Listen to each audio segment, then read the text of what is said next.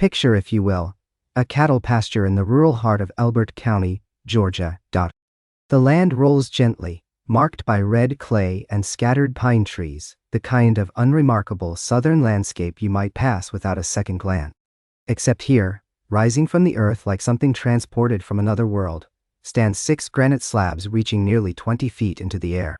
They catch the light differently than anything around them, polished surfaces reflecting clouds and sun in ways that the natural stone of Georgia never could. These are the Georgia Guidestones, and they have no business being here. The monument commands attention through sheer incongruity. In 8 modern languages and 4 ancient scripts, cryptic messages spiral around the stones, offering 10 principles meant to guide humanity into some distant, unknown future. The words speak of population control, environmental balance, and global governance. They promise wisdom, yet their origin remains stubbornly, deliberately obscure. No government erected them. No church blessed them. No corporation claimed them as advertisement. They simply appeared, commissioned by a ghost. The story begins on a June afternoon in 1979, when a well-dressed stranger walked through the door of the Elberton Granite Finishing Company. He was polite, soft-spoken, and absolutely certain about what he wanted.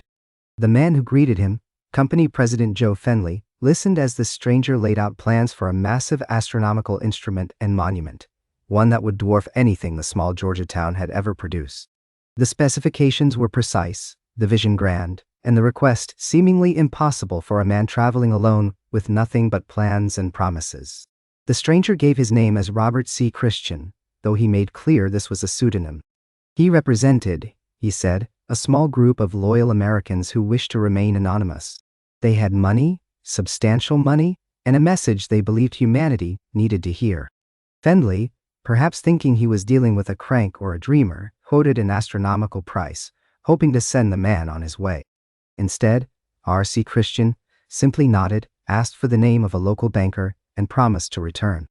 What happened next transformed local folklore into verified fact. The mystery man visited Wyatt Martin, president of the Granite City Bank, and established the financial credibility that would bring these impossible stones into reality. Martin, bound by bankers' confidentiality that he maintained until his death, became the sole intermediary between the anonymous sponsors and the monument's construction. The money was real. The commitment was absolute. And the identity of the builders would remain forever sealed. Who builds a monument to the future and refuses to sign their name? Who invests hundreds of thousands of dollars in a message for humanity, but hides behind pseudonyms and intermediaries? These questions have haunted researchers, conspiracy theorists, and curious visitors for more than 4 decades. The Guidestones stand as both message and mystery, their granite faces offering answers while their creators offer only silence. It was a humid Friday morning in June of 1979 when the stranger walked into the offices of the Elberton Granite Finishing Company on the outskirts of town. The secretary noticed him first, a well-dressed man in his middle years with an air of quiet determination, asking to speak with the company president about a project. She directed him to Joe Fenley's office, thinking little of it at the time. Elberton was known as the granite capital of the world, after all. Salesmen, contractors, and clients passed through those doors regularly. But this visitor was different in ways that would only become clear in the minutes that followed. Joe Fenley was a practical man, a businessman who had spent decades in the granite industry. He understood stone, understood construction, understood the straightforward nature of monuments and memorials. When the stranger introduced himself as Robert C. Christian, Fenley shook his hand and prepared for what he assumed would be a typical consultation about a headstone, or perhaps a small memorial. Instead, the man who called himself R.C. Christian began describing something that sounded more like a fever dream than a legitimate commission. Christian wanted to build a monument, he explained, but not just any monument. He pulled out detailed specifications, notes written in precise handwriting, diagrams that showed exact measurements and astronomical alignments. The structure would stand nearly 20 feet tall, he said, constructed from massive granite slabs weighing dozens of tons each. It would serve as a compass, a calendar, and a clock, all functioning through the careful placement of apertures and alignments. The monument would mark the migration of the sun throughout the year, would indicate the positions of stars and planets, would capture a beam of sunlight at precisely noon every day through a carefully drilled hole. Fendley listened with growing incredulity. The specifications Christian laid out required engineering precision that would challenge even experienced monument builders. 4 upright stones, each reaching over 16 feet in height. A capstone weighing nearly 25,000 pounds. A center stone serving as both structural support and astronomical instrument. All of it had to be oriented to true north, aligned with celestial phenomena, positioned with accuracy measured in fractions of degrees. But the stranger was not finished. Christian explained that the monument would also bear inscriptions, guidelines for humanity written in 8 different languages: English, Spanish, Swahili, Hindi, Hebrew, Arabic, Chinese, and Russian. The same message repeated on all 4 upright stones, each face displaying 2 languages. 10 principles for living in harmony with nature and each other, carved into the granite to last for millennia. Fendley, who had seen all manner of unusual requests in his career, had never encountered anything quite like this. The technical challenges alone were extraordinary. The cost would be astronomical. And then Christian added the detail that transformed this from merely unusual to profoundly strange. He insisted on complete and total anonymity. His real name, he said, was not Robert C. Christian. That was a pseudonym chosen for symbolic reasons. He would not reveal his true identity, nor the identities of the group he represented. The monument would be built, paid for, and erected without anyone knowing who commissioned it or why. Fendley later recalled that his first instinct was to dismiss the entire proposal as the fantasy of someone detached from reality. He gently suggested that perhaps Christian did not fully understand the scope or cost of what he was describing. The stranger smiled slightly and asked Fendley to calculate an estimate. He would wait. Over the weekend, Fendley worked through the numbers. The granite alone would require quarrying massive blocks of pyramid blue granite, some of the hardest and most durable stone available. The cutting, polishing, and engraving would take months. The astronomical alignments would require consultation with engineers and astronomers. The foundation would need to be substantial enough to support over 200,000 pounds of stone. Transportation and assembly would require specialized equipment. He factored in every expense he could imagine, and then, hoping to discourage what he still believed was a fanciful proposal, he inflated the estimate significantly. The figure he arrived at would be equivalent to roughly $500,000 in modern currency. When Christian returned the following week, Fendley presented the estimate expecting the conversation to end there. Instead, Christian examined the numbers carefully and nodded. The price was acceptable, he said, but he had conditions. The project required absolute discretion. Christian needed a local intermediary, someone respected in the community who could manage financial transactions and maintain the secret of his identity. He asked Fendley to recommend someone trustworthy. Fendley thought of Wyatt Martin, president of the Granite City Bank. Martin was known throughout Elbert County as a man of integrity, someone whose word meant something. If this project was somehow legitimate, Martin would be able to verify it. Fendley arranged a meeting between the 2 men. What transpired in Wyatt Martin's office that day remains one of the central mysteries of the entire story. Martin later confirmed that Christian provided documentation, credentials, and proof of funding sufficient to convince him that the project was genuine and that the money was real. More importantly, Christian revealed his true identity to Martin, along with the identities of the group he represented. Martin signed documents swearing him to secrecy, an oath he honored until his death in 2010. Even on his deathbed, when family members pressed him about the mystery, Martin refused to break his promise. The secret of who R.C. Christian really was died with him. With Martin serving as financial intermediary, the project moved forward. Christian provided detailed specifications that revealed a sophisticated understanding of astronomy and engineering.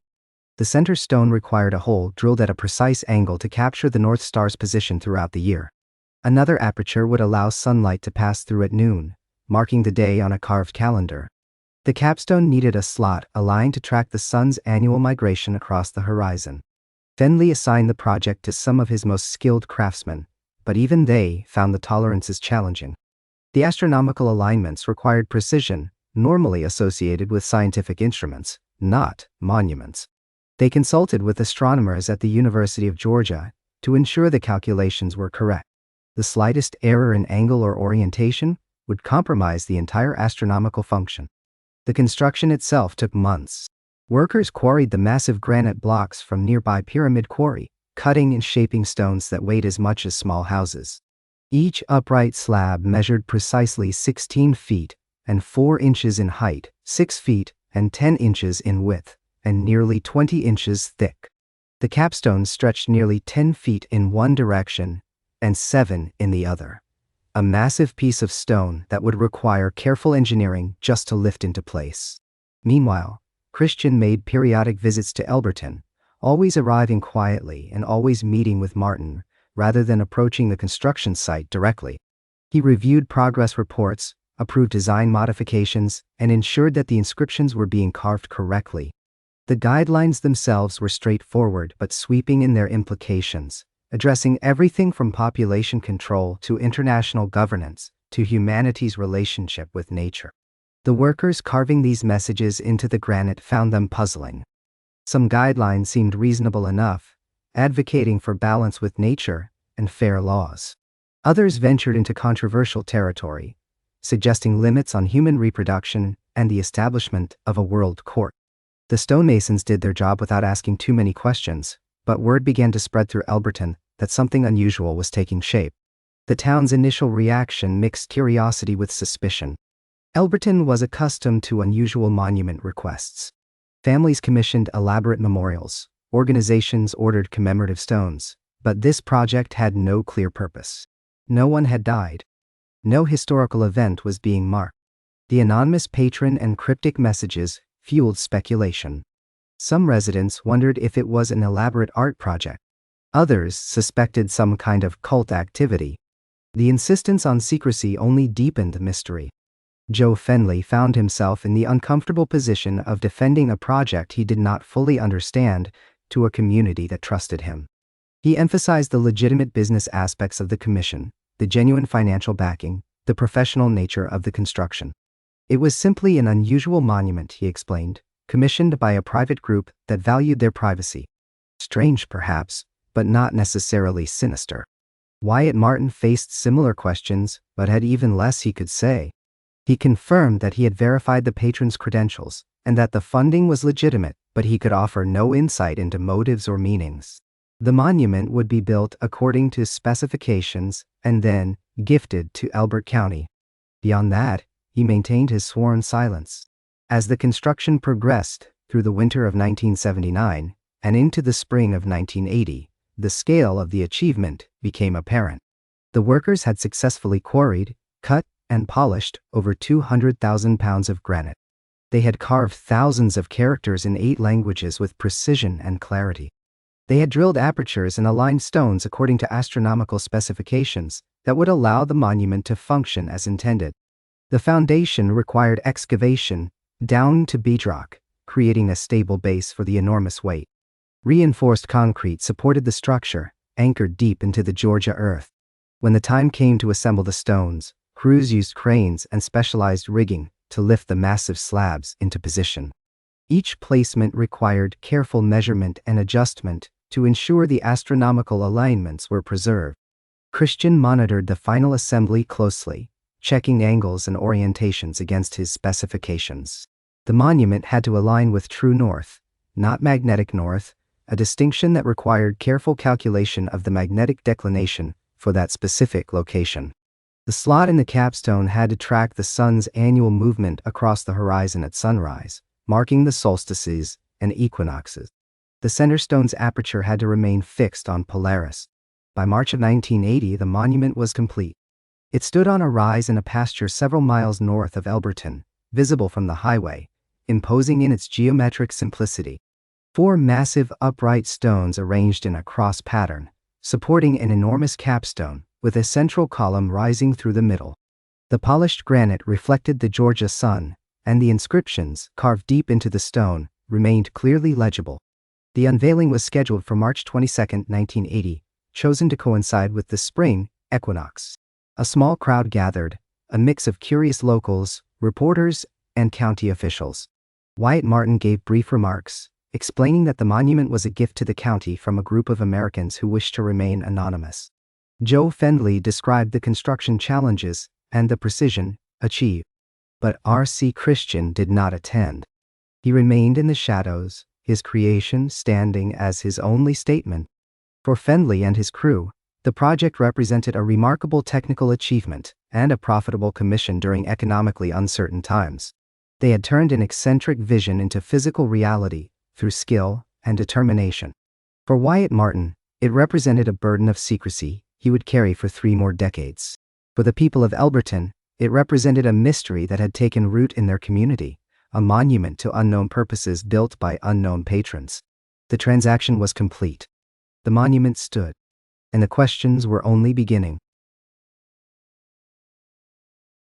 The 10 Commandments carved into the Georgia Guidestones stood 8 feet tall, their letters crisp and unforgiving against the polished granite. Each principle was engraved in 8 different languages, as if speaking directly to a global audience that didn't yet exist. When Robert C. Endowed, Christian first presented these guidelines to Joe Fendley back in 1979. He spoke of them with an almost religious reverence, calling them principles for an age of reason. But reading them in the harsh Georgia sunlight on that March day in 1980, the words carried a weight that settled uncomfortably in the chest. The first guideline dominated all others, both in placement and in the controversy it would spawn for decades to come. Maintain humanity under 500 million, in perpetual balance with nature. 10 words that implied the elimination of more than 90% of the world's population. In 1980, approximately 4.5 billion people walked the earth. The mathematics was simple and horrifying. To achieve the monument's stated goal, over 4 billion human beings would need to vanish. Joe Story, a local farmer who attended the unveiling ceremony, remembered the moment when the covering was pulled away and people began reading the inscription. There was this silence that fell over the crowd, he recalled years later. At first, folks were just trying to make sense of what they were reading. Then you could see it on their faces, this dawning realization that these weren't just pretty sentiments about nature. These were instructions. And the first instruction was about how many people should be allowed to exist. The monument's defenders were quick to offer explanations. They argued that the guideline wasn't advocating for mass extermination, but rather suggesting a sustainable population level for some distant future, perhaps after a nuclear war or environmental catastrophe. Dr. Francis Merchant, a college professor who drove 3 hours to attend the unveiling, saw enlightened thinking in the stones. "We're destroying this planet," he told a local reporter that day. "Someone needs to say what everyone's afraid to admit. The Earth has a carrying capacity. We're exceeding it. These stones are asking us to think about our grandchildren's grandchildren." But this interpretation offered little comfort to those who saw something more sinister in the words. Maintain humanity under data. The phrasing suggested active management, deliberate control. Not a gentle suggestion for voluntary family planning, but a command to be enforced. By whom? The stones didn't say. They spoke with the authority of ancient law, as if handed down from some higher power, yet their origin was a mystery wrapped in pseudonyms and secret meetings. The second guideline flowed naturally from the first. Guide reproduction wisely, improving fitness and diversity. Here, the monument's creators revealed their influence from eugenics movements that had flourished earlier in the 20th century. The language of fitness and diversity echoed the writings of people like Francis Galton and Margaret Sanger, though supporters would argue these were simply misunderstood progressives concerned with human welfare. Wyatt Martin, the banker who had served as intermediary for the mysterious Christian, found himself defending this principle repeatedly in the weeks after the unveiling.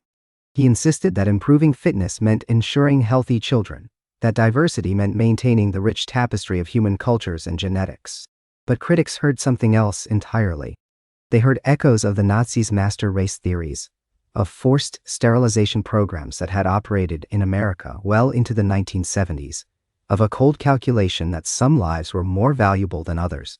A visitor from Atlanta named Patricia Reynolds stood before the stones 3 days after the unveiling and felt her blood run cold. "My grandmother was institutionalized and sterilized in 1934, she later wrote in a letter to the local newspaper. The state of Georgia decided she wasn't fit to reproduce because she was poor and uneducated. Now here's a monument, right here in Georgia, saying we should guide reproduction and improve fitness. We've seen where that road leads. The third guideline attempted to address global unity. Unite humanity with a living new language. On its face, this seemed benign, even idealistic. Advocates for Esperanto and other constructed languages saw validation in these words. They imagined a world where language barriers dissolved, where miscommunication couldn't lead to war, where every human could speak with every other human. But again, beneath the surface, questions festered. Who would create this new language? Who would decide which words it contained, which concepts it could express, which ideas it would make difficult or impossible to articulate? George Orwell had explored these questions in 1984 with his concept of Newspeak, a language deliberately designed to limit thought itself. Creating a universal language meant eliminating thousands of existing languages, erasing countless cultures and ways of understanding the world. The fourth and fifth guidelines worked in tandem. Rule passion, faith, tradition, and reason with tempered reason. Protect people and nations with fair laws and just courts. These principles revealed the monument's fundamental philosophy. Reason would sit in judgment over passion. Logic would override faith. Traditional ways of knowing and being would be tempered, controlled, subordinated to a rationalist framework that the stone's creators believed superior. Reverend James Travenstead, pastor of a Baptist church in nearby Hartwell, saw in these words an attack on religious faith itself. They're saying faith needs to be ruled by reason, he preached the Sunday following the unveiling. But faith, by its very nature, transcends reason. Abraham didn't reason his way to following God. These stones represent a humanist philosophy that places man's logic above divine revelation. And that's a dangerous, prideful path. Yet supporters saw these principles as necessary guardrails against extremism. They pointed to religious wars, honor killings, and persecution carried out in tradition's name. They argued that passion unchecked had led to humanity's darkest hours, that reason was the only tool capable of building a just and peaceful world. The tension between these viewpoints would define much of the debate surrounding the Guidestones for decades. The sixth guideline returned to themes of governance. Let all nations rule internally, resolving external disputes in a world court. Here was a blueprint for global government, a system where national sovereignty would be subordinated to international authority. The United Nations had been attempting to build such a framework since 1945, with mixed results and constant accusations of overreach. Critics saw in this principle the specter of one world government, a favorite concern of conspiracy theorists, but also a legitimate worry for those who value local control and cultural autonomy. Who would appoint the judges of this world court? What laws would they enforce? The guideline presumed that universal justice was possible, that conflicts between fundamentally different value systems could be adjudicated by some neutral authority. History suggested otherwise. The seventh guideline addressed legal philosophy. Avoid petty laws and useless officials. On this point, nearly everyone could agree in principle. Bureaucracy was universally disliked. But the guideline raised practical questions. Who would decide which laws were petty and which officials useless? The stones offered no mechanism for making these determinations, only the assertion that they should be made. The eighth guideline shifted to personal liberty. Balance personal rights with social duties. This principle acknowledged the eternal tension between individual freedom and collective responsibility, but it offered no formula for striking the balance. Throughout history, societies had weighted this equation differently. The stone suggested that some optimal balance existed, waiting to be discovered and implemented globally. The ninth guideline returned to existential matters. Prize truth, beauty, love, seeking harmony with the infinite. Here, the monument's creators revealed an almost spiritual dimension to their philosophy. The infinite suggested something beyond mere materialism, a recognition of mystery and transcendence. Yet this principle sat uncomfortably alongside the others. How did one square the cold population mathematics of the first guideline with the instruction to prize love? The 10th and final guideline completed the circle. Be not a cancer on the earth. Leave room for nature. Leave room for nature. This principle framed humanity itself as potentially cancerous, a destructive force that must be contained and controlled. Environmentalists saw validation in these words.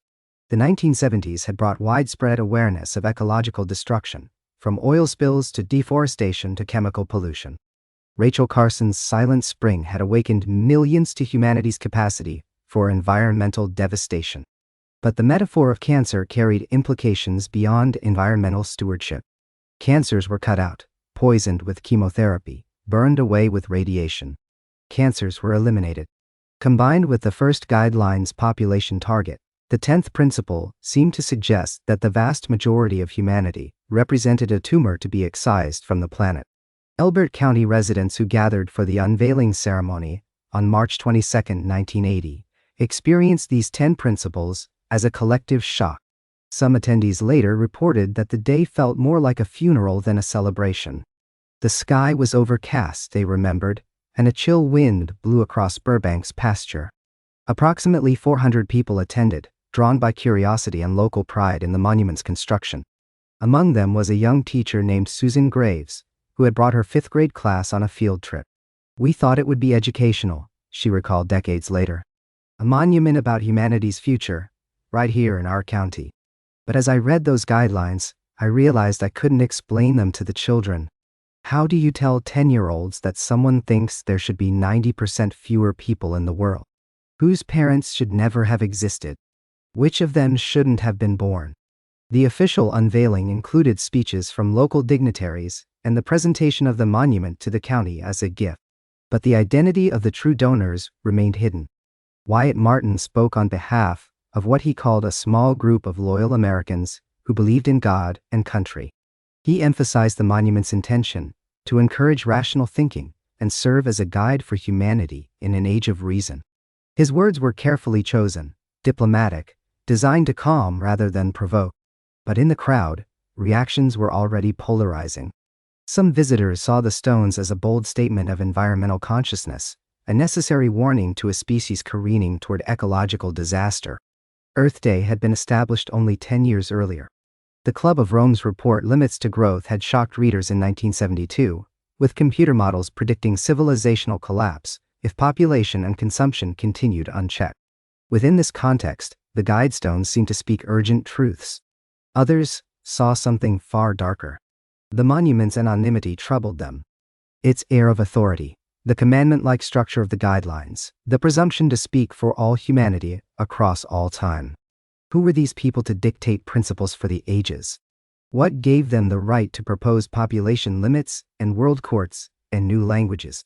A local contractor named Bill Satterfield, who had worked on the monument's construction, later admitted to feeling uneasy about the project, even as he helped build it. "We were told it was going to be an astronomical instrument, educational," he said. "Nobody mentioned it would be telling people how many humans should exist. If I'd known what those stones were going to say, I'm not sure I would have participated. It felt wrong somehow, like we were building an altar to something we didn't understand." In the days and weeks following the unveiling, the Guidestones became a destination for the curious and the concerned. Visitors arrived with cameras and notepads, copying down the principles in their various languages, debating their meanings. The monument had been designed to provoke thought and discussion. In this, at least, it succeeded immediately and completely. What the stone's creators perhaps didn't anticipate was the depth of unease their principles would generate.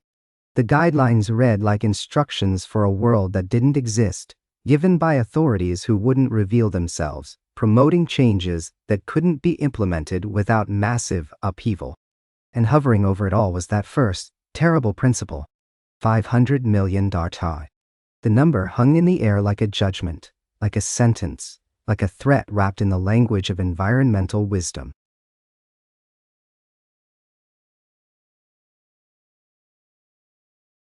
The first whispers began almost immediately after the Georgia Guidestones rose from the red clay soil of Elbert County in 1980.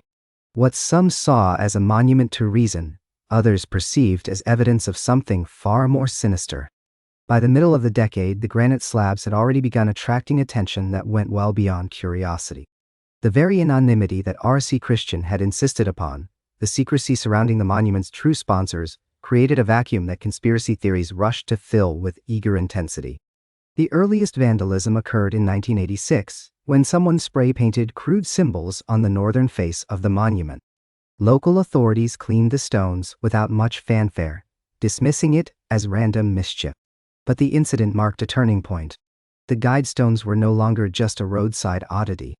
They were becoming a target, a focal point for those who saw in the monument's mysterious origins something deeply threatening to their understanding of the world. Throughout the late 1980s and into the early 90s, the theories began to crystallize into more coherent narratives. The 10 guidelines inscribed on the stones, particularly the first commandment to maintain humanity under 500 million in perpetual balance with nature, struck many readers as a blueprint for mass depopulation. Conservative Christian groups in the rural South saw the monument as fundamentally anti-Christian, a pagan altar erected to mock their faith. The astronomical alignments, the multiple languages, the references to an age of reason, all of it seemed to point toward a globalist agenda that sought to undermine national sovereignty and traditional values. The name RC Christian became a particular obsession for researchers delving into secret societies and occult history. To those versed in esoteric traditions, the connection seemed obvious and damning. Christian Rosenkreuz, whose name translates to Christian Rose Cross, was the legendary founder of the Rosicrucian Order, a secret society that emerged in 17th century Europe, claiming to possess hidden knowledge about the universe and human potential. The Rosicrucians promoted ideals of universal reformation, the unity of all religions, and the application of mystical principles to transform society. The parallels to the Guidestones' message were, for many, simply too striking to ignore. According to Rosicrucian legend, Christian Rosenkreuz traveled throughout the Middle East and North Africa, learning ancient wisdom from mystics and sages. He returned to Europe to establish a brotherhood dedicated to healing the sick, advancing knowledge, and preparing humanity for a new age of enlightenment. The order supposedly worked in secret, its members scattered across nations, quietly influencing events while remaining invisible to the masses. For conspiracy theorists, R.C. Christian's choice of pseudonym was no coincidence. It was a signature, a calling card left by modern Rosicrucians to mark their monument for those with eyes to see. The theories expanded outward from this central thesis. If the Guidestones were indeed a Rosicrucian project, then they were necessarily connected to the broader network of secret societies that conspiracy researchers believed controlled world events.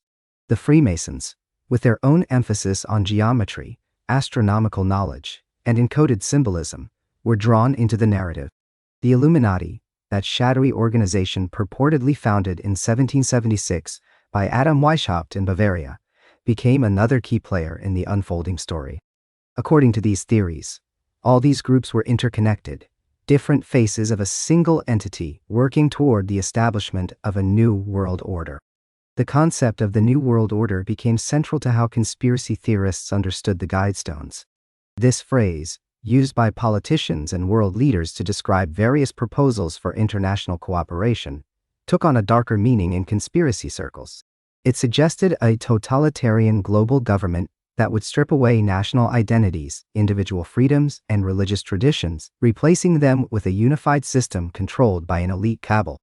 The Guidestones, with their call for world courts, population control, and a new living language, seemed to outline this nightmare vision in granite.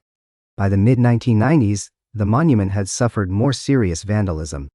In 1993, someone spray-painted the phrase "Death to the New World Order" across multiple panels of the stones. The message was clear and chilling.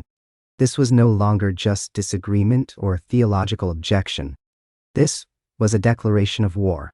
The cleanup required significant effort, and county officials began to worry about the cost of maintaining what had become a lightning rod for extremist sentiment. Other incidents followed with increasing frequency. Vandals returned to deface the stones with additional slogans. "Resist the New World Order" appeared in bold letters.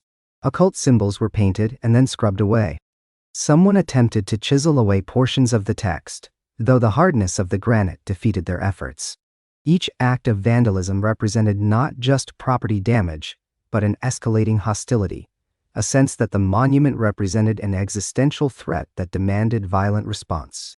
Local residents found themselves caught between fascination and fear.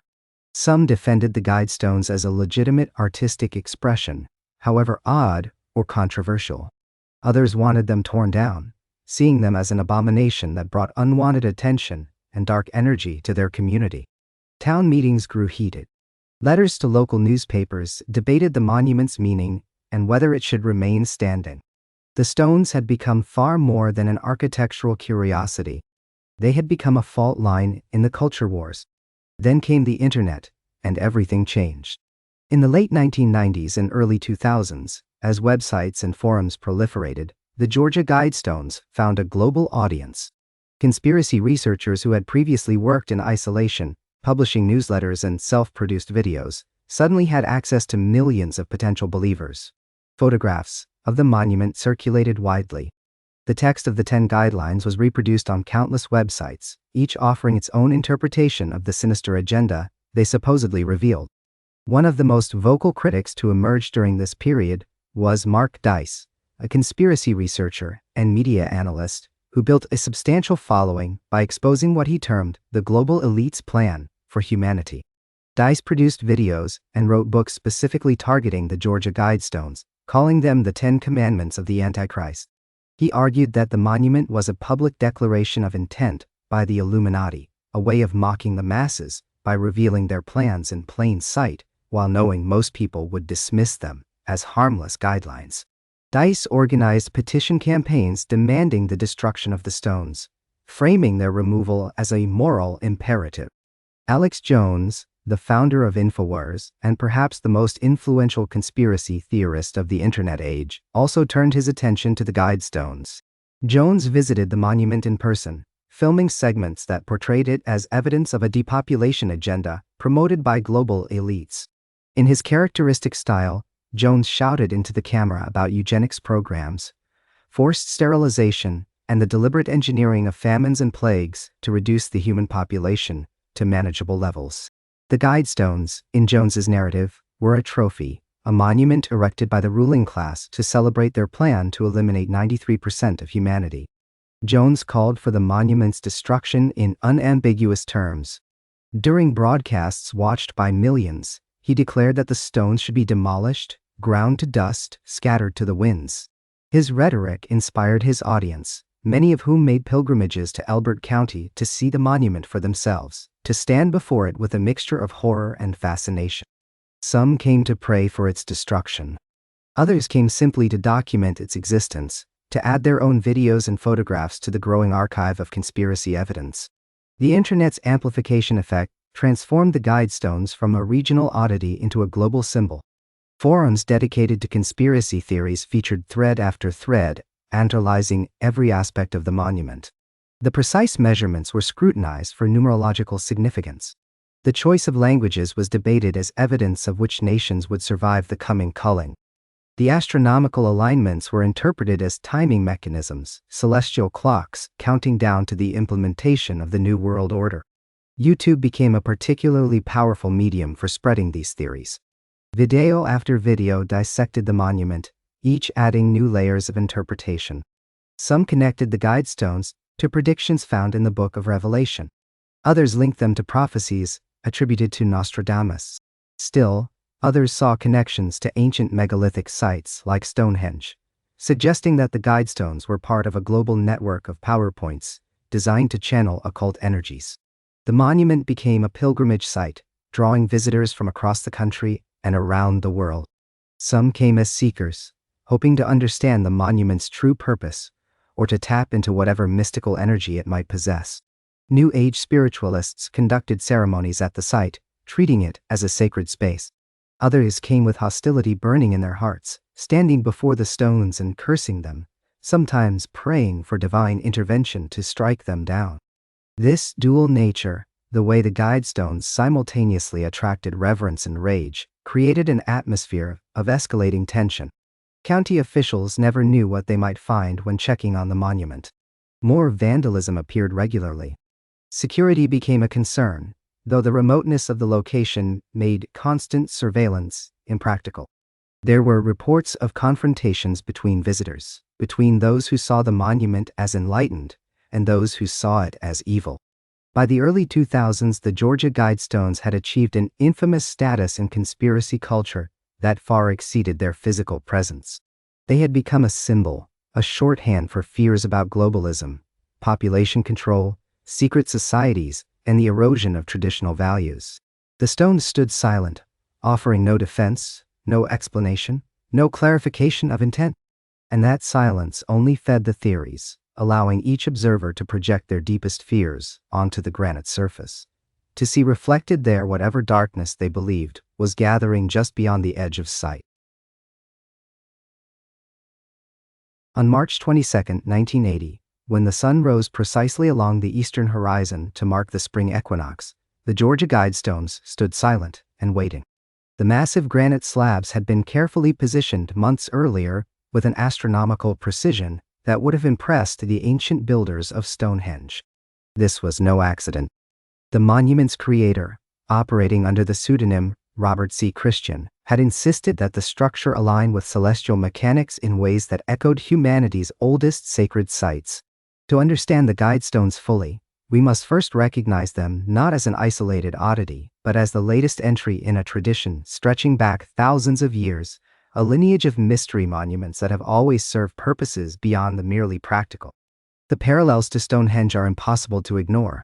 Just as the prehistoric monument on Salisbury Plain captures the summer solstice sunrise between its massive trilithons, the Georgia Guidestones were engineered to mark both solstices and equinoxes, with shafts of light penetrating through carefully calculated apertures.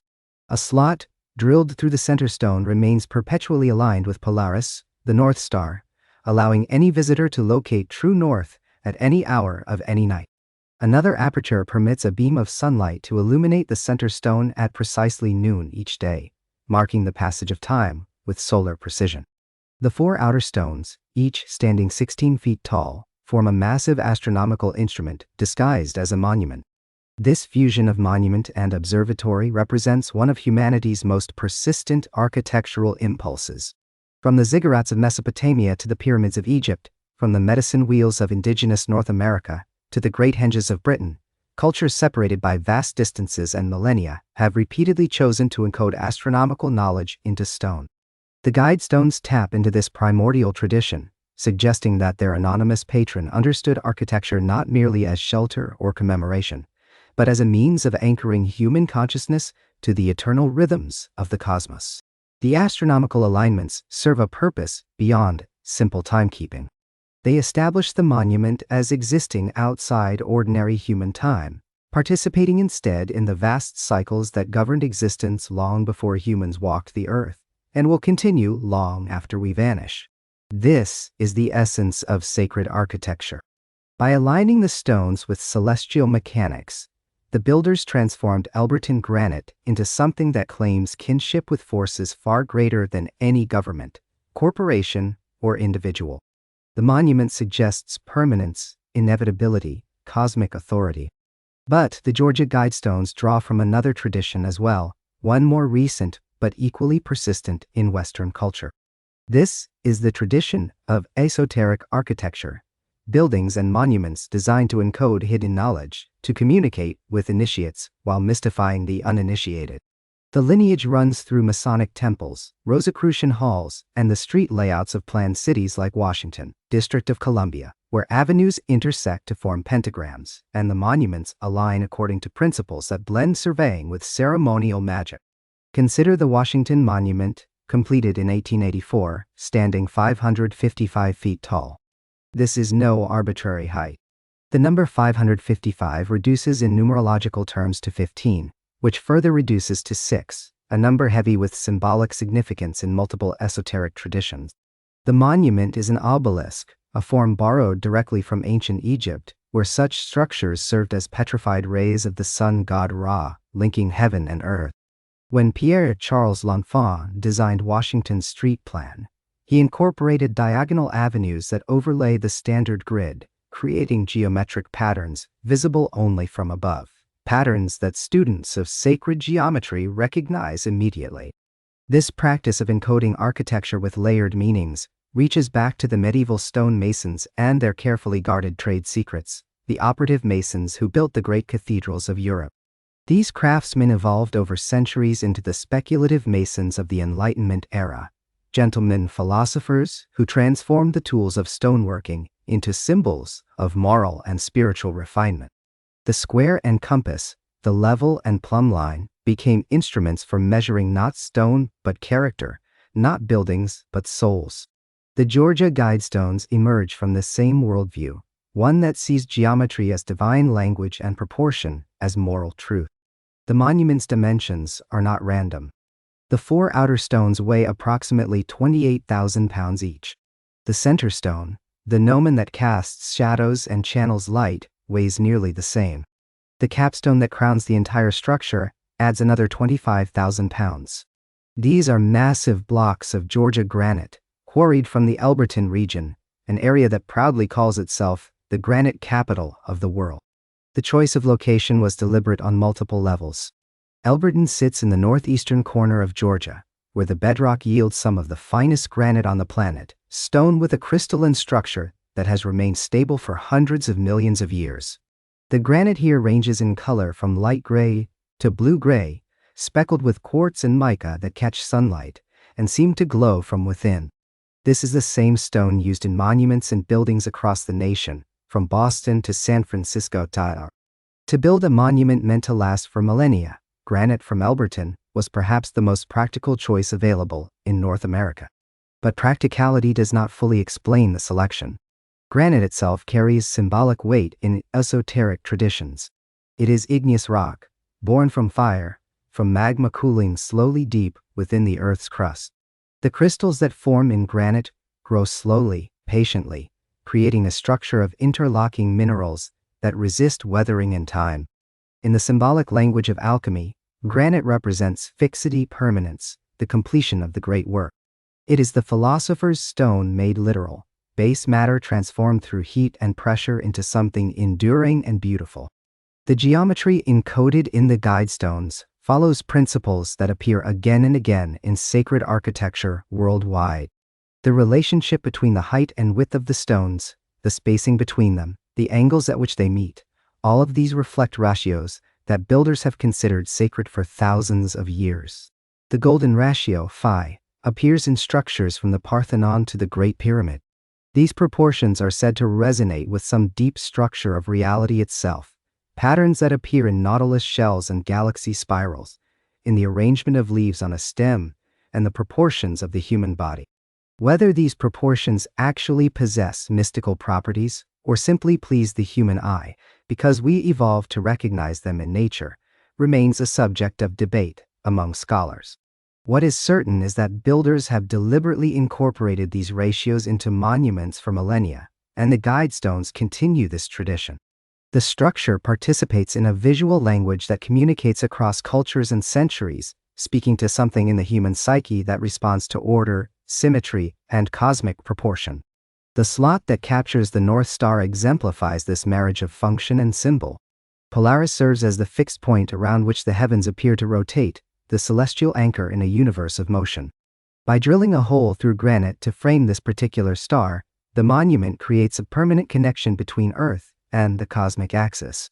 Ancient peoples understood Polaris as the celestial nail that held the heavens in place, the still point in the turning world. The Guidestones honor this ancient knowledge, encoding it in stone for future generations. The solar alignments work similarly, marking the year's turning points when day and night balance equally during the equinoxes, and when the sun reaches its furthest points north and south during the solstices. These moments held profound significance for agricultural societies, marking the times to plant and harvest, but they accumulated spiritual meaning as well. The solstices were seen as moments when the veil between worlds grew thin, when the sun god died and was reborn, when the cosmos itself shifted gears. By calibrating the monument to these celestial events, the builders placed it in conversation with Stonehenge, with Newgrange in Ireland, with the temples of Karnak in Egypt, with the Caracal Observatory at Chichen Itza. All of these structures track solar and stellar movements, all anchor human activity to celestial time. The Guidestones claim membership in this global fellowship of astronomical monuments, suggesting that their message, whatever it may be, partakes of the same eternal wisdom these older structures encode. But is this genuine ancient wisdom or merely modern appropriation of mystical aesthetics? Scholars remain divided. Some argue that esoteric traditions preserve authentic knowledge passed down from prehistoric times, fragments of a lost science that understood connections between consciousness, geometry, and cosmic forces that modern materialism dismisses. Others see these traditions as elaborate constructions, 19th and 20th century inventions that borrowed the prestige of antiquity to lend weight to what were essentially new belief systems. The truth likely falls somewhere between these extremes. While the specific rituals and symbols of groups like the Freemasons developed during the early modern period, they drew upon genuine fragments of older traditions, weaving together elements from ancient mystery schools, medieval craft guilds, and Renaissance Hermeticism. The result was something both old and new, a reconstruction of ancient wisdom filtered through modern sensibilities. The Georgia Guidestones participate in this same process of reconstruction and reinterpretation. They use granite and astronomical alignment, geometry and enigmatic text to create something that feels ancient even though it was built within living memory. This is perhaps their most unsettling quality. They demonstrate how easily the symbols of timeless wisdom can be deployed, how a monument can claim cosmic authority through nothing more than careful design and ambitious scale. Whether the wisdom they encode is genuine or performed, ancient or invented, matters less than the fact that they successfully evoke the weight of ages, the sense that they contain knowledge that transcends their actual moment of creation. Standing before the Guidestones, visitors report feeling transported, sensing that they have encountered something that should not exist in the 20th or 21st century, something that belongs instead to the age of druids and pharaohs. This effect was engineered deliberately through every design choice, from the granite to the alignments, to the mysterious circumstances of their creation. The monument succeeds in becoming exactly what it claims to be: a mystery in stone, a message from somewhere outside ordinary time, speaking in the ancient language of geometry and celestial mechanics to anyone willing to listen. In the summer of 1979, as Robert Carter Christian walked into the offices of Elberton Granite Finishing Company with his mysterious commission, the world was holding its breath.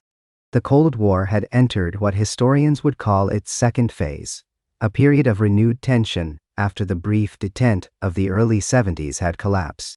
The Soviet invasion of Afghanistan loomed on the horizon. NATO and the Warsaw Pact faced each other across Europe with enough nuclear weapons to destroy civilization several times over. Civil defense pamphlets instructed American families on how to build fallout shelters in their basements. School children still practiced duck and cover drills, crouching under desks, as if laminated wood could protect them from thermonuclear fire. The anxiety was not merely political. It was existential, woven into the fabric of daily life. Scientists spoke openly about nuclear winter, the theory that even a limited atomic exchange would throw so much debris into the atmosphere that sunlight would be blocked, temperatures would plummet, and crops would fail worldwide. The survivors, they warned, would envy the dead. This was the shadow under which an entire generation lived, the unspoken assumption that human civilization might not survive the 20th century. When Christian approached Joe Fendley with plans for a monument to carry wisdom through apocalypse, he was not speaking to deaf ears. He was articulating a fear that millions shared, but rarely voiced so explicitly. The late 1970s were haunted by a particular species of dread, distinct from earlier atomic anxieties. In the 1950s and early 60s, nuclear fear had carried an almost science fiction quality, abstract and distant. By the late 70s, the threat felt intimate and inevitable. Popular culture reflected this shift. Films like The China Syndrome, released just 12 days before the 3 Mile Island nuclear accident in March of 1979, depicted technology spiraling beyond human control. Television movies showed American suburbs transformed into radioactive wastelands. The message was clear: catastrophe was not a matter of if, but when. Into this atmosphere of impending doom came a wave of projects designed to speak across the chasm of apocalypse. Time capsules became a cultural obsession. The 1976 bicentennial celebrations saw thousands of communities bury capsules, meant to be opened in 2076, assuming anyone would be alive to dig them up. But earlier projects carried a darker urgency. The Crypt of Civilization, sealed at Oglethorpe University in Georgia in 1940, was designed to preserve human knowledge for 6,000 years. Its creators explicitly framed it as insurance against the collapse of civilization, whether from war, plague, or ecological disaster. The International Time Capsule Society, founded in 1990, would eventually catalog over 10,000 such projects worldwide. Many from the late 70s shared a common feature. They were not nostalgic gestures but survival tools. They contained seeds, technical specifications, instructions for rebuilding agriculture and industry. The assumption embedded in their creation was that survivors of whatever was coming would need to reconstruct civilization from fragments, that accumulated knowledge could not be taken for granted. The Svalbard Global Seed Vault, though not completed until 2008, had its intellectual origins in this era. The concept of preserving genetic diversity against global catastrophe gained traction as environmental consciousness merged with apocalyptic thinking. Agricultural researchers who had witnessed the Green Revolution's monoculture, replacing traditional crop diversity, warned that humanity was creating a biological house of cards. One major pest, one plant disease, one climate shift could trigger cascading failures in the global food system. This brings us to the environmental movement's darker currents, the Malthusian nightmare that shaped much of the thinking behind projects like the Georgia Guidestones. In 1968, biologist Paul Ehrlich published The Population Bomb, a book that opened with a stark declaration: the battle to feed all of humanity is over. In the 1970s, hundreds of millions of people are going to starve to death in spite of any crash programs embarked upon now. Ehrlich's vision was apocalyptic. He predicted that by the 1980s, overpopulation would lead to resource wars, mass starvation, and the collapse of civilization. His proposed solutions were radical: compulsory population control, forced sterilization programs, the addition of infertility drugs to food and water supplies. Though Ehrlich's specific predictions proved wrong, his influence was immense. The Population Bomb sold millions of copies and shaped a generation's view of environmental limits. It gave scientific credibility to the ancient Malthusian equation: population growth always outpaces resource growth, and nature corrects human excess through famine, war, and disease. The solution, in this worldview, was not better technology or more efficient resource distribution, but fewer people. The Club of Rome amplified these concerns with The Limits to Growth, published in 1972. Using computer modeling, researchers at MIT projected that unchecked industrial growth would lead to economic and environmental collapse by the mid-21st century. The report generated international controversy and debate. Its central message was that Earth had carrying capacity limits that humanity was approaching or had already exceeded. The only path to survival was dramatic reduction in both population growth and industrial output. These ideas circulated widely in environmental circles during the 1970s.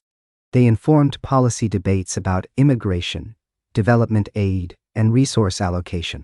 They also fed into darker theories about elite planning and social engineering.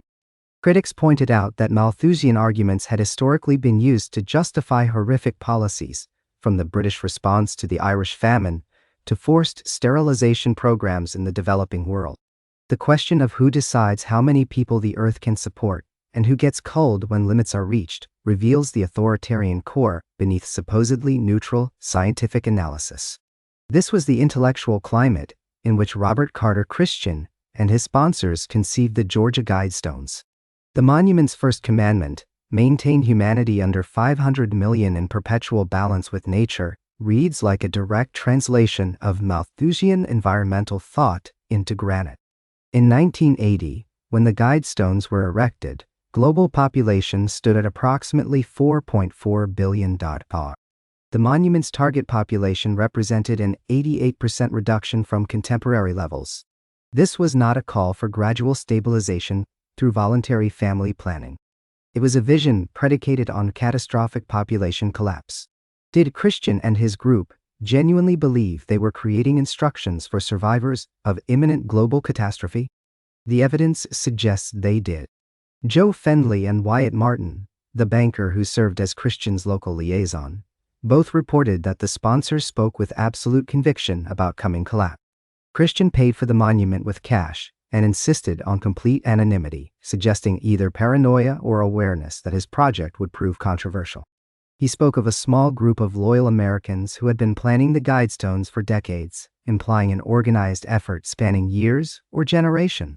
The choice of granite, designed to last longer than Stonehenge, indicates genuine belief that civilization as we know it would end.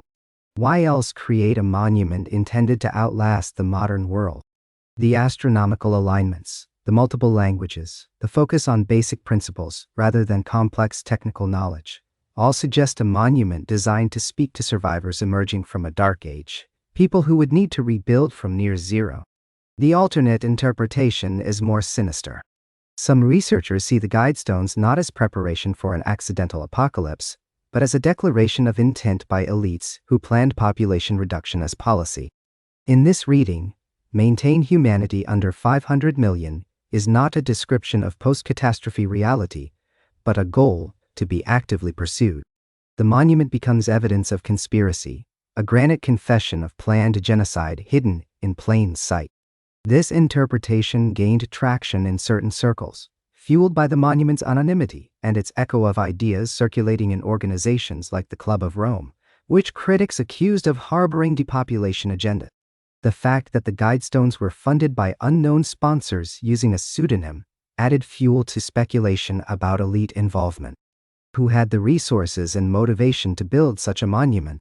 What did they know about coming events? The debate intensified with the 2014 time capsule incident. That year, a new stone was added to the Guidestones with a cryptic inscription, the numbers 2014 above a carved square.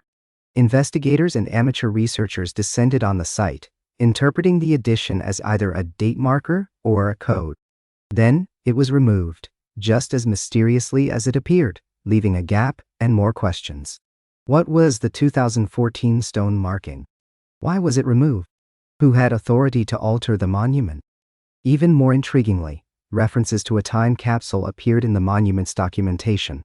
The explanatory tablet mentioned a capsule buried 6 feet beneath the center stone, but the entry for its contents read, placed 6 feet below this spot on blank, to be opened on blank. The dates were never filled in. When researchers attempted to verify the capsule's existence using ground-penetrating radar, results were inconclusive. No official excavation has been conducted. The capsule might not exist at all, or it might contain materials its creators decided should remain sealed indefinitely. This missing or fictional time capsule embodies the Guidestones' essential mystery. Like Schrödinger's cat, it exists in superposition, simultaneously present and absent, meaningful and empty. If it exists, what does it contain? Instructions for implementing the monument's commandments? Evidence of who funded and designed the structure? Predictions about when catastrophe would strike? Or simply ordinary artifacts from 1980, a conventional time capsule rendered mysterious by association? The Guidestones emerged from a moment when apocalyptic thinking had unusual cultural legitimacy. The 1970s saw serious intellectuals, scientists, and policymakers openly discussing civilizational collapse as probable or even imminent. This was not fringe doomsday thinking but mainstream analysis.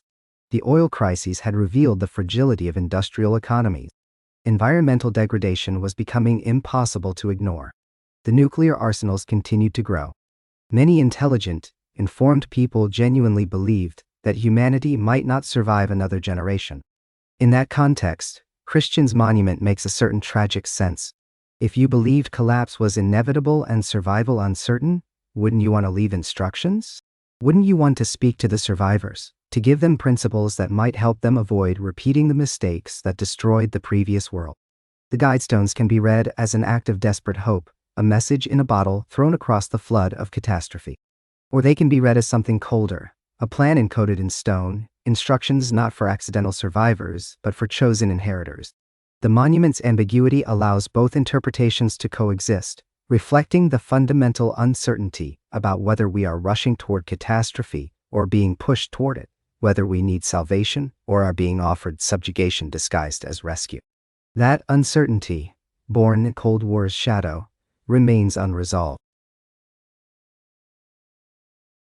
The human mind is a pattern-seeking machine, evolved over millions of years to find meaning in chaos, to detect threats in shadows, and to construct narratives that transform random events into comprehensible stories. This fundamental characteristic of our psychology explains why a set of granite slabs standing in a Georgia field can provoke such intense, contradictory, and enduring reaction. When we encounter something deliberately mysterious, something that withholds information while simultaneously demanding our attention, our brains engage in a process that is both ancient and irresistible. Consider what happens in those first moments when someone stands before an anonymous monument bearing cryptic messages. The rational mind begins cataloging details, the materials used, the languages chosen, the specific words carved into stone. But simultaneously, deeper cognitive systems activate. Our pattern recognition software, refined across countless generations to identify predators in rustling grass and intention in facial expressions, immediately begins searching for connections. The brain asks, what does this mean? Who created this? Why here? Why now? And most importantly, what does this tell me about threats I need to understand? Psychologists have identified this tendency as apophenia, the experience of seeing meaningful patterns in random or ambiguous data. It is not a flaw in human reasoning, but rather a feature, one that served our ancestors well. Better to see 10 patterns that do not exist than to miss the one pattern that signals danger. Better to detect agency where there is none than to fail to detect it when a genuine threat approaches.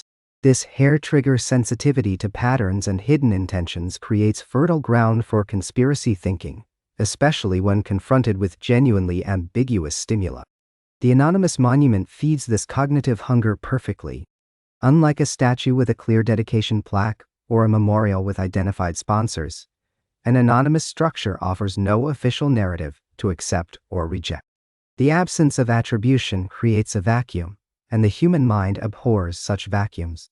We fill them reflexively, drawing on our existing beliefs, fears, and frameworks for understanding how power operates in the world. Two people can stand before identical words carved in granite and construct entirely opposite interpretations, each feeling certainty that their reading is correct. This is not stupidity or irrationality, but rather the predictable output of minds processing ambiguity through different filters. The psychologist Michael Shermer coined the term patternicity to describe our tendency to find meaningful patterns in both meaningful and meaningless data. When this pattern detection combines with what psychologists call agenticity, the tendency to infuse patterns with meaning, intention, and agency, we get the perfect recipe for conspiracy thinking. An anonymous monument is not just a structure but becomes evidence of an agent, a deliberate actor with intentions that must be decoded. The more ambiguous the evidence, the more our minds can project onto it. Throughout human history, the appeal of secret knowledge has exerted an almost magnetic pull on the imagination. From the mystery schools of ancient Greece to the Rosicrucian manifestos of the 17th century, from Masonic temples to modern ARGs and alternate reality games, people have been drawn to the idea that hidden wisdom exists just beyond ordinary perception. This attraction operates on multiple psychological levels simultaneously. First, secret knowledge offers what psychologists call epistemic closure, a feeling of having special access to truth that others lack. In a world characterized by uncertainty, complexity, and information overload, the promise of hidden knowledge that explains everything is powerfully appealing. If you possess the key, the decoder ring, the special insight, then chaos becomes order. Random events reveal their true connections. The frightening complexity of modern life simplifies into a comprehensible narrative with clear villains and victims. Second, believing in hidden knowledge and secret societies provides a sense of agency and control. Research by psychologist Jan Willem van Pruyen has demonstrated that feelings of powerlessness and lack of control correlate strongly with conspiracy belief. If shadowy groups control world events, then at least someone is in control. The alternative, that much of what happens results from chaos, accident, and the collision of countless individual decisions, can feel more terrifying than deliberate malevolence. A world with puppet masters is, paradoxically, more comforting than a world of pure randomness. Third, the secret knowledge framework offers social belonging and identity. Those who share belief in hidden truths form communities bound by special awareness. They are the enlightened ones, the awakened, those who have done their research while others sleep. This identity provides meaning and purpose, transforming ordinary individuals into warriors for truth, investigators uncovering conspiracies, protectors warning the unaware. Physical monuments serve as particularly potent anchors for these psychological processes because they occupy space in the tangible world. Unlike purely digital conspiracies or abstract fears, a physical structure can be visited, touched, photographed. It exists. This material reality lends credibility and weight to interpretations built around it.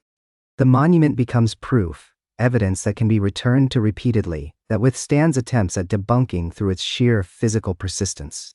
The psychologist Rob Brotherton, who studies conspiracy thinking, points out that our brains are also susceptible to what is called intentionality bias. We tend to assume that events, especially negative or significant events, happen because someone intended them to happen. An anonymous monument representing years of planning and significant financial investment must have been created with purpose. Our minds resist the possibility that it might represent confused thinking, misguided philanthropy, or intentions less dramatic than those we imagine. When we examine the psychology of the builders, those who felt compelled to create anonymous guidance, we encounter a different but related set of motivations. The desire to leave a message for future generations, to exert influence beyond one's lifespan, to shape events through carefully chosen words, all these impulses speak to deep human needs for meaning and legacy.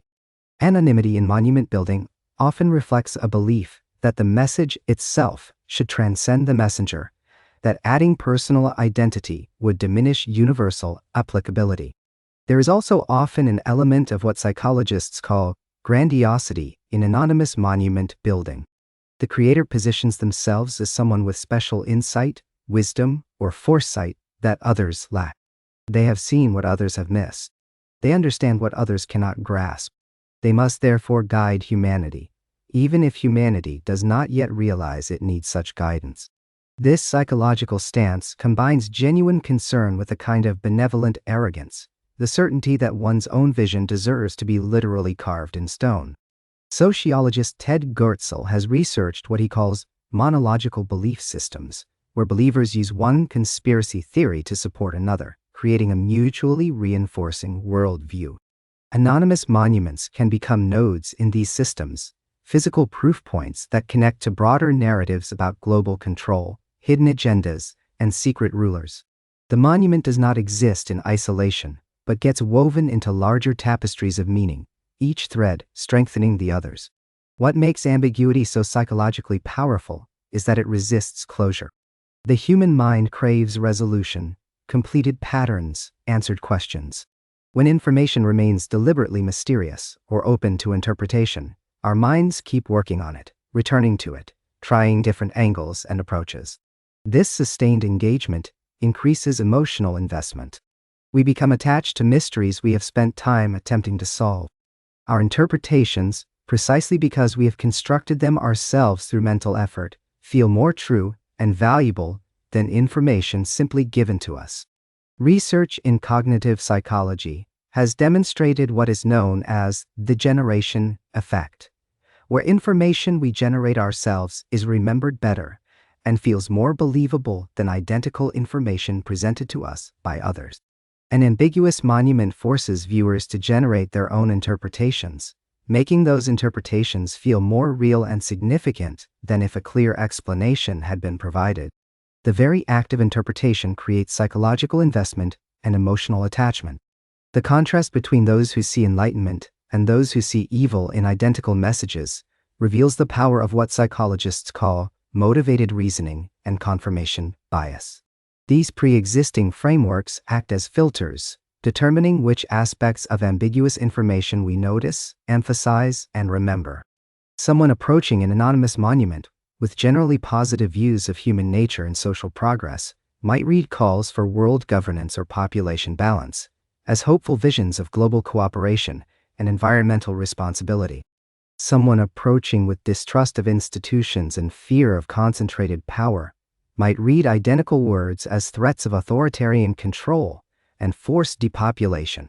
Both are responding to the same physical reality, but their psychological frameworks construct entirely different meanings. Social psychologist Leon Festinger studied what happens when beliefs confront contradictory evidence, documenting how people often strengthen their convictions rather than revising them. An anonymous monument, by providing ambiguous rather than clear evidence, allows believers in multiple contradictory interpretations to each find confirmation. The apocalyptic prophet and the New Age optimist can both point to the same carved words as validating their worldview. The role of uncertainty in intensifying emotional response cannot be overstated. Psychologist Ari Kruglansky's research on cognitive closure demonstrates that some individuals have a stronger need for definite answers and feel more discomfort with ambiguity.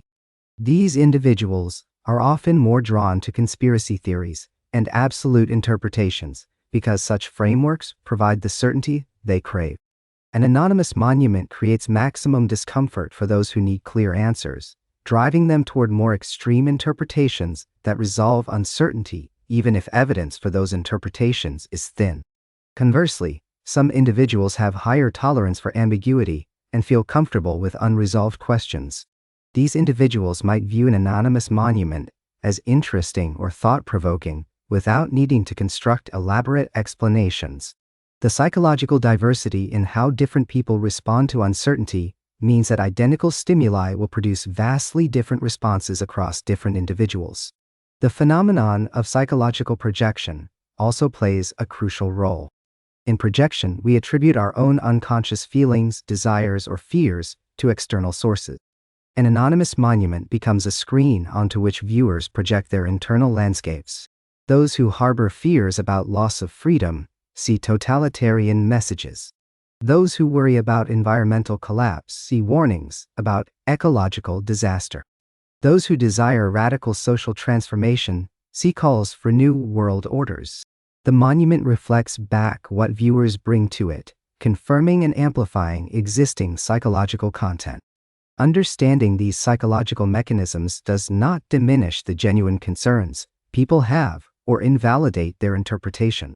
Rather, it illuminates why anonymous monuments and cryptic messages are such powerful catalysts for human meaning-making. They activate our deepest cognitive patterns, our most fundamental needs for understanding, control, and narrative coherence. They transform abstract anxieties into concrete objects that can be examined, discussed, and incorporated into frameworks of meaning. In doing so, they become far more than stone and inscription, evolving into psychological phenomena that reveal as much about the human mind as about any message they might contain. The surveillance camera captured everything in grainy black and white. At 4:03 in the morning on July 6, 2022, a silver sedan pulled into the access road near the Georgia Guidestones. The night was still and moonless, the kind of rural darkness that swallows everything beyond the reach of a headlight. What happened next lasted only seconds, but it ended nearly 42 years of mystery, controversy, and increasingly toxic debate. The explosion tore through the pre-dawn silence like a thunderclap from hell itself. One of the massive granite slabs, the one bearing inscriptions in Swahili and Hindi, erupted in a shower of dust and fragments. 19-foot-tall panels weighing more than 20 tons each do not fall gracefully. The slab cracked, buckled, and collapsed into a pile of rubble that sent shock waves through the red Georgia clay. The blast was powerful enough to be heard for miles, jolting awake farmers and residents, who would later describe it as sounding like a bomb going off, because that was precisely what it was. The camera kept recording. 17 seconds after the detonation, the same silver car accelerated away from the scene, disappearing into the network of rural roads that crisscross Elbert County like capillaries. No license plate visible. No identifying marks clear enough to matter. Just headlights receding into the darkness and the settling dust of what had been a monument that some called art, others called a warning, and still others called an abomination that needed to be wiped from the earth. Emergency calls flooded the Elbert County Dispatch Center within minutes. Residents reported hearing an explosion. Some thought it might be thunder, despite the clear sky. Others knew immediately that something had been destroyed, though, in those first confused moments, few could have guessed what. Sheriff's deputies arrived at the scene just after 4:30 to find one of the 6 granite components reduced to fragments, some as small as gravel, others the size of automobiles, scattered across the hilltop like the ruins of some ancient temple, destroyed by an angry god. The Georgia Bureau of Investigation was called in immediately. This was no act of vandalism, no spray paint or toppled marker. This was domestic terrorism, destruction of property using explosives, a federal crime that could bring decades in prison. Agents combed through the debris, searching for remnants of the device, any chemical signature that might lead them to a manufacturer or a method. They collected fragments. They analyzed blast patterns. They interviewed every person within a 5-mile radius who might have seen something, heard something, noticed a vehicle that did not belong. The surveillance footage was released to the public within hours, a decision meant to generate leads, but that instead seemed to generate only more questions. Who was in that car? Why did they choose this particular morning? How did they know exactly where to place the device for maximum effect? The video showed competence, planning, someone who understood both explosives and the monument's construction. This was not impulsive rage. This was calculated destruction. By mid-morning, county officials faced a decision that would prove almost as controversial as the bombing itself. The remaining structure was unstable. The explosion had fractured the foundation. Engineers warned that other slabs could collapse without warning, presenting a danger to investigators, to journalists gathering at the scene, to the curious who were already beginning to arrive, some to mourn and others to celebrate. At 10 that same morning, less than 6 hours after the blast, bulldozers and excavators moved into position. The demolition took most of the day. One by one, the remaining granite slabs were pulled down in clouds of dust that could be seen from the highway. The center column, with its astronomical features, the capstone with its message in 4 ancient languages, the 4 outer slabs with their commandments in 8 modern tongues, all reduced to fragments and loaded onto trucks. By nightfall, on July 6, 2022, nothing remained standing on that hilltop but bare earth and the memory of what had been. The reactions arrived with the speed and fury of a summer storm. Social media erupted in celebration and condemnation, often in the same threads, neighbors discovering that they held fundamentally incompatible views about what had just occurred. For some, this was a moment of triumph, the destruction of what they had long believed was a satanic monument, a new world order declaration written in stone, a symbol of everything they feared about globalist elites and secret societies plotting humanity's subjugation. Videos appeared online, showing people cheering, some claiming God's hand had finally moved to tear down this evil, others suggesting that patriots had taken action where government had failed. One local pastor who had preached against the Guidestones for years posted a statement calling the destruction an answer to prayer, saying that the monument had been a curse upon the land and that its removal would bring blessings to the county. His words were shared thousands of times, gathering comments from across the country, from people who had never visited Elbert County, but who had absorbed the mythology of the Guidestones as demonic signpost, a marker of conspiracy so dark that its very existence was intolerable. But others mourned. Artists and architects called it a loss of a unique work, regardless of its message or origins. Free speech advocates pointed out that destroying someone's words because you disagreed with them was the definition of censorship through violence. Academic researchers lamented the loss of a cultural artifact that, whatever its intentions, had become part of American folklore, a physical manifestation of late 20th century anxieties about nuclear war, overpopulation, and environmental collapse. The monument had been strange, unsettling, deliberately provocative, but it had also been a time capsule of a particular moment in history, when anonymous wealth could still create something monumentally weird and leave it standing for decades. Some reactions were more conflicted, caught between interpretations. Local residents who had lived with the Guidestones as familiar landmarks for their entire lives expressed confusion about what to feel. The monument had brought tourism, controversy, and attention, both wanted and unwanted. It had been part of the landscape, like a mountain or a river, something you grew accustomed to regardless of whether you liked it. Its sudden absence left a strange emptiness, The kind you feel when a tooth is pulled and your tongue keeps returning to the gap. The investigation continued for months. The FBI joined the GBI in analyzing evidence. Rewards were offered for information leading to arrests. Tips poured in, most of them useless, some pointing fingers at political enemies or personal rivals, the kind of noise that surrounds any high-profile crime. Investigators followed leads across state lines, interviewed suspects, analyzed digital footprints. They found nothing conclusive. No arrests were made. No charges filed. The case remained open but grew cold, another unsolved crime in a nation full of them. Theories proliferated to fill the vacuum left by official silence. Some believed it was a lone actor, a religious extremist who had finally decided that prayer was insufficient and action was required. Others suspected a coordinated group, militias or sovereign citizens who saw the Guidestones as a legitimate target in a broader cultural war. Still others wondered if it might have been someone connected to the monument's creation, a family member of Robert C. Watt, Christian perhaps, someone who knew the truth about its origins and decided that the mythology had grown too dark, too dangerous, that the monument needed to disappear before it inspired worse violence.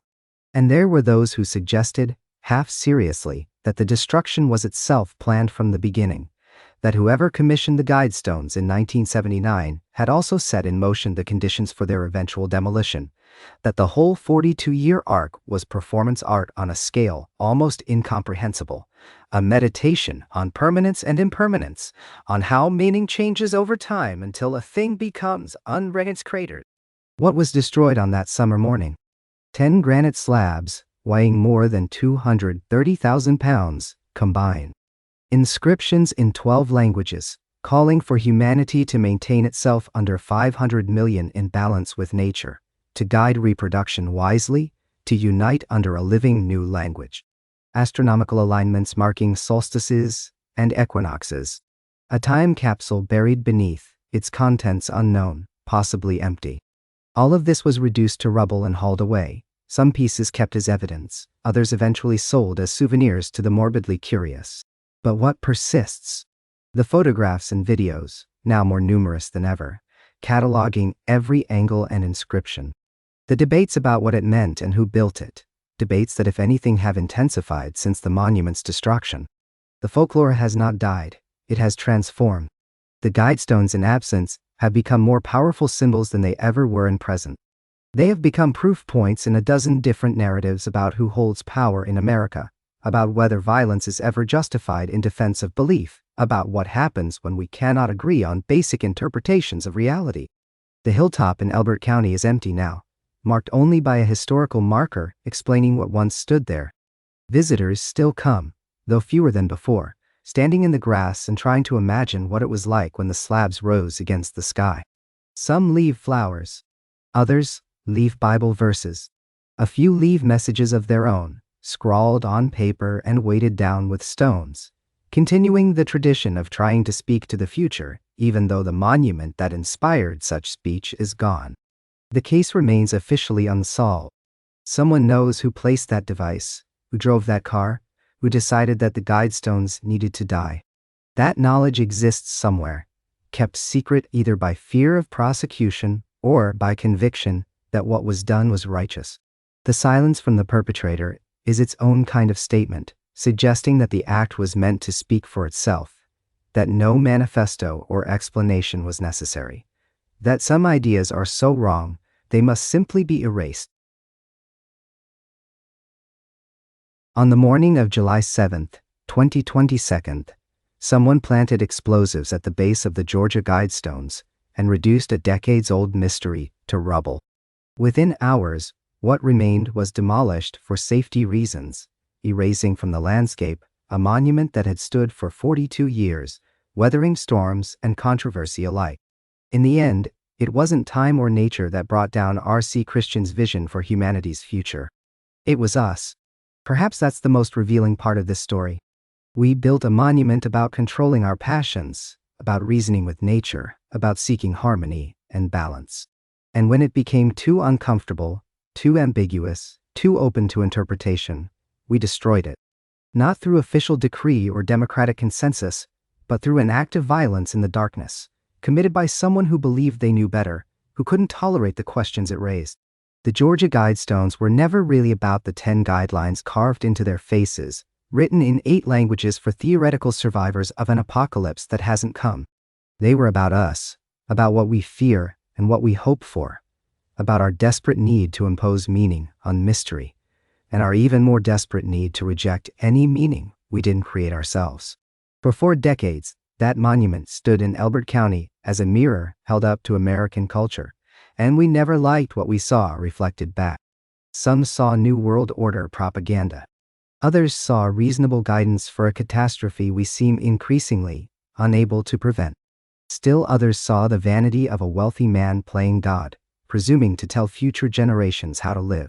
What almost no one saw was simply what it was, an expression of one era's anxieties, rendered in stone, left for another era to judge. And judge we did. We couldn't help ourselves.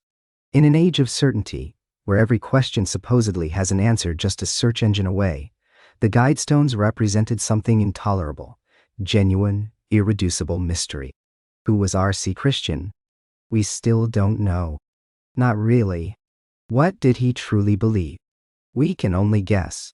Why did he want anonymity? The theories multiply, but the truth remains hidden, protected by legal agreements and dead men's secrets. This bothered us more than perhaps it should have. We live in a time when we believe transparency is not just possible but required, when privacy itself seems suspicious, when anonymity is assumed to hide malicious intent. The idea that someone could commission a monument, spend considerable money, leave a message for the future, and never claim credit for it, never explain themselves, never submit to our scrutiny, feels almost obscene to our modern sensibilities. But maybe R.C. Christian understood something we've forgotten. Maybe he knew that the message matters more than the messenger, that ideas should stand or fall on their own merit, not on the biography of whoever voices them. In our culture of personality, where we value the speaker often more than what's spoken, where we investigate motives before we consider content, the Guidestones represented a challenge we couldn't answer. How do you evaluate wisdom when you can't examine its source? The answer, apparently, is that you can't, or won't. Instead, you fill the void with speculation, with conspiracy, with fear. You project onto that blank slate every anxiety about control, and power, and hidden agendas. You make the mystery into a monster. And perhaps, in doing so, you prove the very point the monument was trying to make. Rule number 10, carved in granite, prize truth, beauty, love, seeking harmony with the infinite. Rule number 2, guide reproduction wisely. Rule number 1, maintain humanity under 500 million in perpetual balance with nature. Whether you found these guidelines prophetic or chilling, reasonable or tyrannical, they all shared a common theme: control your passions with reason. Think long term. Consider consequences. We did none of these things. We let passion override reason. We chose certainty over contemplation. We picked sides and dug trenches. And finally, someone decided that rather than live with ambiguity, they'd eliminate it with explosives. What would R.C. Christian think if he were still alive to see his monument's fate? Perhaps he'd see it as proof that his message was needed more than ever. Or perhaps he'd recognize that the controversy itself was inevitable, that any attempt to guide humanity toward reason will always be met with unreason, that the very act of trying to impose order invites chaos. The fragments remain, scattered pieces of granite now treated as relics by some, as good riddance by others. They sit in storage somewhere, physical remnants of an idea that perhaps was always too large, too presumptuous, too strange for the small corner of Georgia where it landed. The land itself, that rise in Elbert County, sits empty now, the astronomical alignments pointing to nothing, the time capsule buried beneath ground that's been disturbed and sealed again, its contents still unknown, still waiting for an opening date that may never come. We're left with questions that no investigation has answered. Not really. We know the mechanics of who built it, the names of the quarryman and the banker who served as intermediary. But the why remains as mysterious as ever. The true identity of R.C. Christian, if that even was a single person, stays hidden. The ultimate purpose, beyond the stated guidelines, remains subject to interpretation. And maybe that's exactly as it should be. Maybe the real monument wasn't the granite at all, but the questions it raised, the conversations it sparked, the way it made us confront our own relationship with the future, with mystery, with messages we can't verify or control. We build monuments to last, to speak to generations not yet born, to assert meaning against the void. But we also destroy them when they say things we don't want to hear, when they remind us of truths we'd rather forget, when they refuse to provide the certainty we crave. The Georgia Guidestones are gone now, reduced from monument to memory, from granite to fragments, from statement to story. But the questions remain, carved deeper than stone, more permanent than any physical structure. What monuments do we build, and for whom? What secrets do we keep, and why? What future do we imagine, and are we brave enough to speak it aloud? The answers, like R.C. Christian's true identity, remain out there somewhere, waiting to be discovered, or perhaps meant to stay hidden, teaching us that some mysteries serve us better unsolved, some ambiguities are worth preserving, and some monuments survive longest after they're destroyed.